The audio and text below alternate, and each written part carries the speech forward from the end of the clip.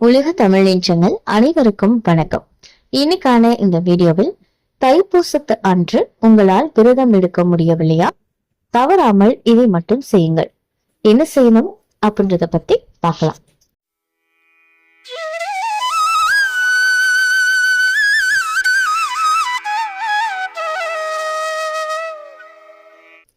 தைப்பூசம் அப்படின்னு சொன்னாலே முருகப்பெருமானுக்குரிய வழிபாடுகள்ல ரொம்ப முக்கியமான ஒரு வழிபாடு அப்படின்னு சொல்லலாம். இதுல பாத்தீங்கன்னா முருகனுடைய பக்தர்கள் 48 நாட்களுக்கு விரதம் இருந்து பாத யாத்திரையா பழனி போவாங்க. அப்ப 48 நாட்கள் விரதம் இருக்க முடியாது அப்படின்னு நினைக்கிறவங்க பாத்தீங்கன்னா 21 நாட்கள் மாலை அணிந்து இல்ல மாலை போட்டுக்காமலும் முருகனுக்கு விரதம் இருந்துட்டு அந்த தைப்பூசத்தன்னைக்கு விரதத்தை பூர்த்தி செய்வாங்க. இந்த ரெண்டையுமே பின்பற்ற முடியாதவங்க தைப்பூசத்துக்கு பாத்தீங்க அப்படின்னா வெறும் 6 நாட்கள் மட்டுமே விரதம் இருந்தா போதும்.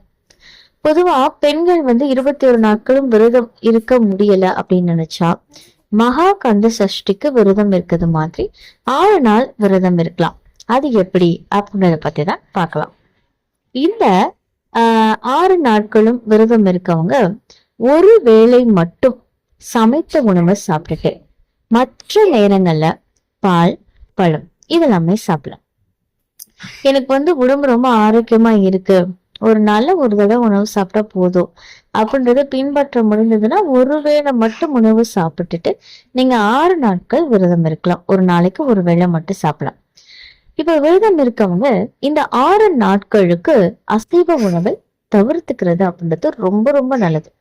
தினமுமே ஏதாவது ஒரு உணவை முருகப்பெருமானுக்கு நெய்வேத்தியமா வச்சுட்டு தீபம் ஏற்றி அந்த உணவையே நீங்க பிரசாதமாக சாப்பிட்டுட்டு வரலாம்.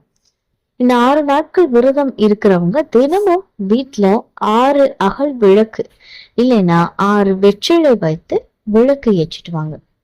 காலையில நேரம் இல்லைன்னா மாலை நேரம் அப்படின்னு 2 வேளைகளுமே உங்களால வீட்டுல அகல் விளக்கு ஏற்ற முடிந்தது அப்படின்னா முருகப்பெருமானுக்கு 2 வேளையும் தீபம் ஏற்றி, அதாவது 2 வேளையுமே தீபம் ஏற்றி முருகனுடைய பாடல்கள் நீங்க படிக்கலாம். இல்லைன்னா நீங்க பிளே பண்ணி விட்டு கூட கேட்கலாம். உங்களுக்கு எந்த நேரம் வசதி, காலையா இல்ல மாலையா அப்படின்றத நீங்க முடிவு பண்ணிட்டு முருகனுக்கு விளக்கு ஏற்றி நெய்வேத்தியம் வச்சு பூஜை பண்ணுங்க. இந்த 6 நாட்கள்ல தினமுமே கந்த சஷ்டி கவசம், சண்முக கவசம், இதுல ஏதாவது ஒண்ணு, கந்த குரு கவசம், உங்களால எது பாராயணம் பண்ண முடியுதோ அதை பாராயணம் பண்ணுங்க. இல்ல எனக்கு சொல்ல தெரியாது அப்படின்னு நினைக்கிறவங்க அதை கேட்கவாவது செய்யலாம். அதுவே ரொம்ப விசேஷம். இப்போ நீங்க வியாழக்கிழமை பிப்ரவரி 6ஆம் தேதி தொடங்கி தைப்பூசத்தன்னைக்கு கொண்டாடப்படக்கூடிய பிப்ரவரி 11ஆம் தேதி செவ்வாய்க்கிழமை அன்னைக்கு விரதத்தை பூர்த்தி பண்ணலாம்.